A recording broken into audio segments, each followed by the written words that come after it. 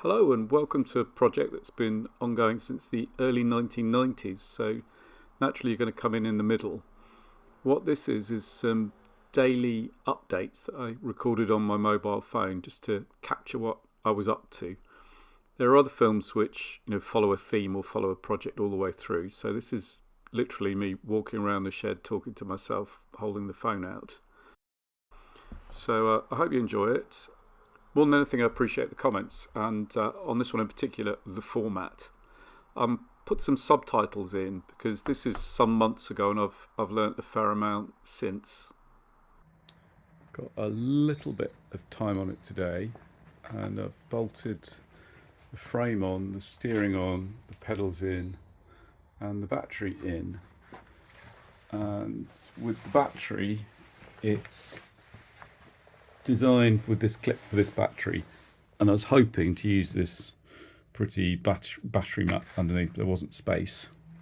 I can't tell you how much better it looks once I've peeled these stickers off the battery and have that looking plain.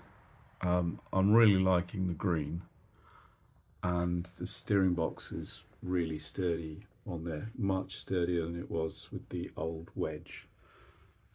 The pedals look the part, the alignment's good, the bolts all went in easily. What took all the time, it's like 30 seconds to put it on and drop some bolts in, but I want everything bolted up tight now, so I could lift the car up by that. I'd probably lift the car up by the battery. I was sorting out nuts and bolts, so these look straightforward. Because it's a top hat section, you can get up underneath, but there's a plate under here which is welded on to stiffen it.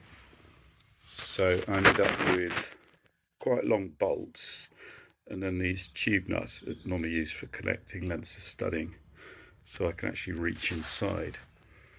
And then some really long bolts elsewhere where there are things like that tube.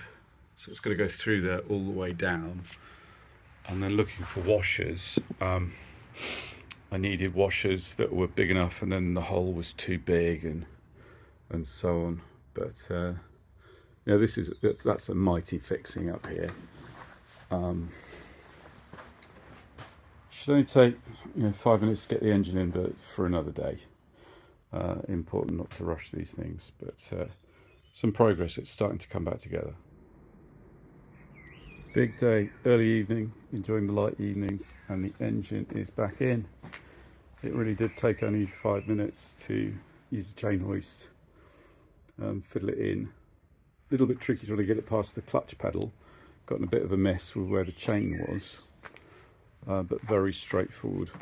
And it really does look the part. I am pleased. Loving this green, like all the Second World War aircraft subframes and things at Duxford. It looks, an Austin 7 engine looks a little bit small in there, but it really looks like it belongs. The gearbox is where it needs to be. There's just enough clearance, I hope, at the front by the time it's all bolted in tight. But I can now start to cut the body floor to clear how the pedals have to work for someone 6'1", compared with 5'7.5", and can start to cut where the hydraulics will go, cut into the body. Can start to mount the nose with the radiator, think through how the mudguard stays will work,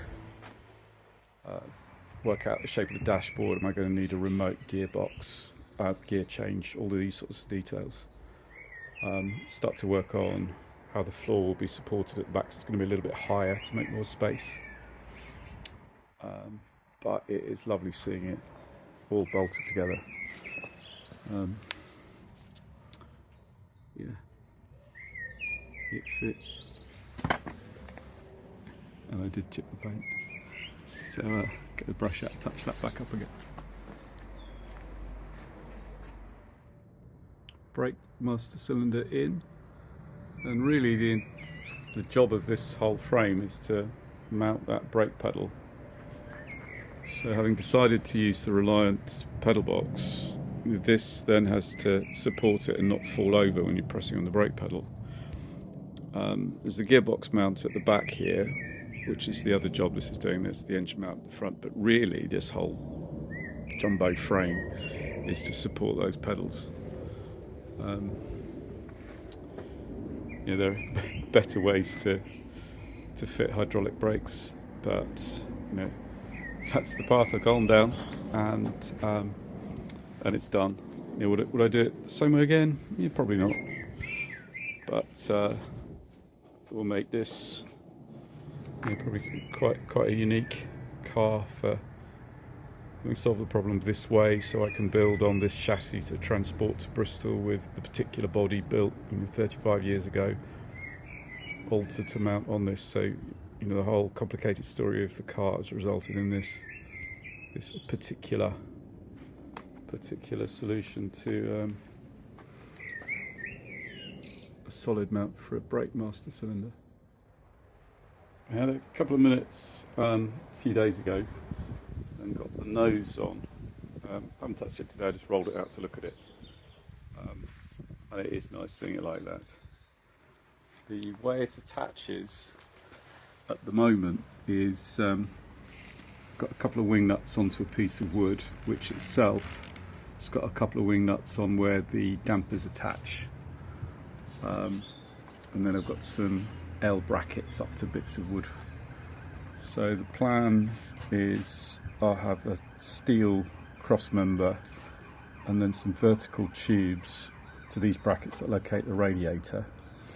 And that tube will go a little bit higher, and an aluminium tube will slip over the top, because I've been able to bend aluminium tube to that radius and then rivet this on with aluminium tube reinforcement.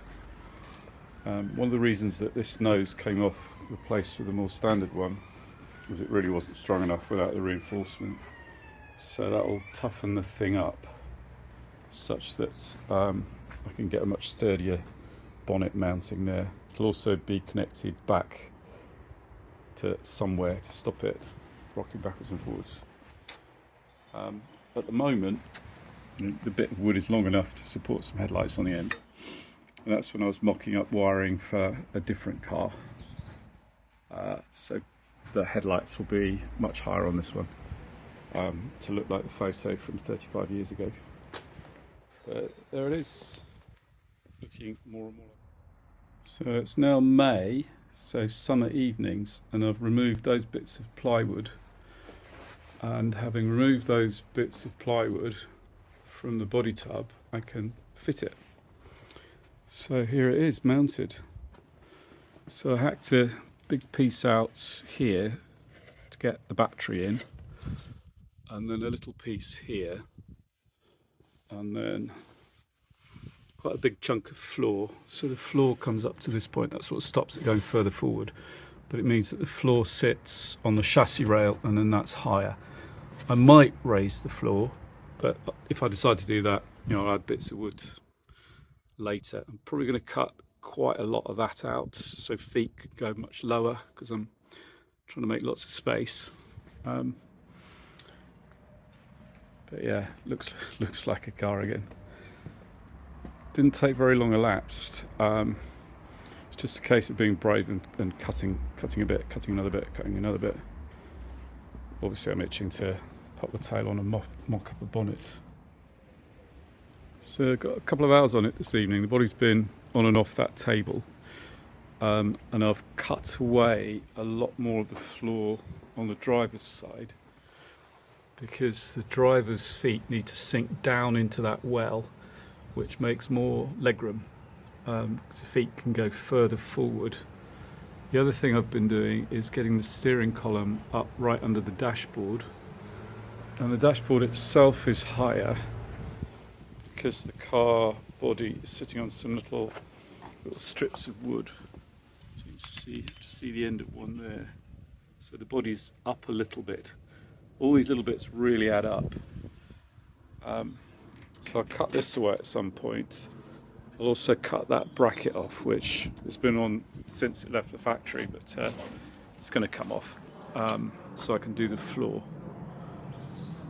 So it's coming together, shaping up, and the steering wheel's where it needs to be. So I just put washers underneath the steering box to get it up. So loosened it off and got a few of those in, which will do for now.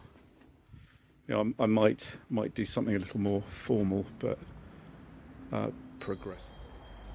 Oh yes, the tail is back on. Here we go.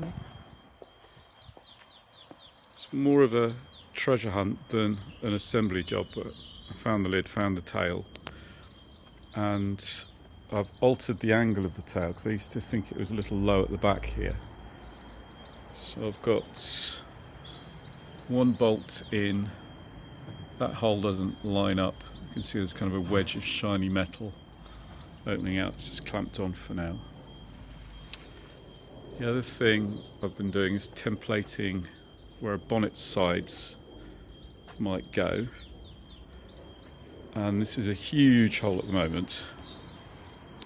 And given the brake pedal only goes to there, it's unlikely the throttle's going to come all the way to here.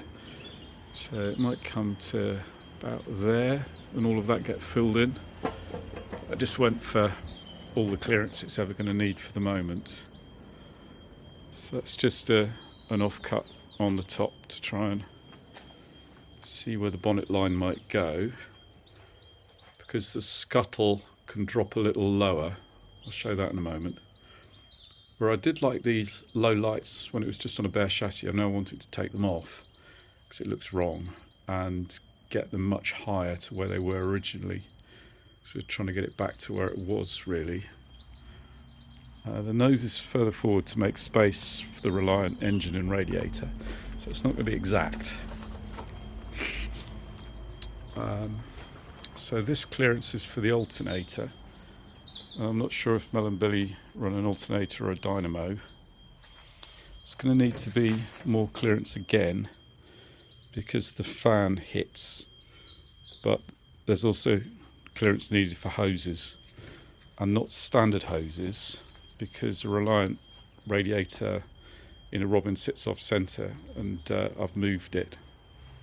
So I worked out how to do those hoses previously. Need to think about the air filter out the top and things like that now. This bit of polystyrene, it's kind of hardwood flooring underlay. It was stuff I had when I was doing a different job, and it was very handy, so I've still got stock of it. But it bends nicely, cuts nicely. Is the scuttle will move back a little bit and might come down to that line. So that's where it used to sit. But I moved it up when I was trying to make clearance, but I think it could probably come down again. But I'll eyeball, quite where I want the bonnet line before making a decision on that.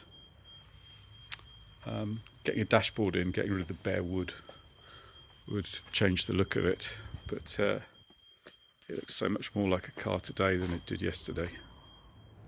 So got the car out in the sunshine and then left it out in the rain, and it's now sunshine again, but it's time to put it away. But some progress with our visitors from Bristol. So Mel, show us Exhibit A, Reliant Radiator. They've got one on their Banger Racer sourced engine, which is nay good. And now's the moment to decide to use a mini radiator, which is same size, different outlets, as now's the time to sort out how it's going to mount and where the hoses go. So the usual one is slightly offset, which is okay in a wider nose, but moving it across is new pipes. So we may as well use a mini one, which is half the price and available. So that's on order. The other decision is going to reuse this squished WOC lid, which was one of the famous features on the car 35 years ago, which was for the accelerator foot bulge. But we're going to use that piece of metal to cover the alternator and the fan and the hoses. So decision made, found out where to put that, and it's nice to reuse another bit of the car. And we've found that Billy still fits, which is good. So the car's got a bit bigger, so's Billy. The car's got big enough. Struggled with the feet until we found some slimmer shoes for him to put on. But do the accelerator, do the brake. So there's plenty of clearance there. Been trying to make this hole smaller and smaller and clear the accelerator, and that can be quite a bit smaller. Hopefully, but need to put a throttle cable in to see. Going to cut a bit more of the original car off to make space, and because the floor's lower, there's going to be extra bodywork below the chassis anyway, so the bulge needs to come out a bit in this plane, so that's all to work out. The other decision is quite how the scuttle fits. So I had it, so the original level was about here, and then I had it level with the top of the wood, and we've decided to have it just a little bit higher at the front than we had it originally, and then quite a bit higher at the back, so you can see with the dashboard sort of how much space to fill in with the new dash. But he fits, which is good, and can make a bit of progress. Confident. With it being summer, a lot else going on, and it feels like I haven't really had any time on it. It's only been 5 minutes today, but a bit of progress. The other treat's been this tripod, which I used to use magazine writing 15 years ago, and Dad's had for a while. And it's nice having that back. It's really versatile. My 5 minutes of progress is having seen a Dutch specialist's car online. They'd turned the carburettor around the other way, which turns out to be relatively easy to do, because the flange is just symmetrical, so it lifts off, turns around, goes back on. This bell mouth was on the car when I was racing, a bit wobbly. It's sized for a mini carburettor or a Morris Minor or whatever it is. Just went straight on. This is the plug for keeping the spiders out. It's nearly strung with an air filter. And I like that, and it's going to look much more like it did. A couple of complications. So this cooling hose can just be shortened, goes to the back of the cylinder head. These hoses heat the inlet manifold to stop condensation on cold days with the fuel in there. It might help with economy. Not really issues on this car, but it'll be easy enough to make those hoses longer and hook them round. That's the fuel line. There's this little vacuum line from the distributor for advanced retard, which, not necessary, but I can hook that back up. And then the throttle return spring used to attach to the cylinder head when it was the other way, so I need some sort of bracket to hold that on. But not too much fiddle for quite a different look, which I'm pleased with. And even if we're going to run an air filter, we can have a K&N type air filter out the back. I think the engine just looks nicer like that. So it's good to get that done before going too much further with quite what the bonnet line is.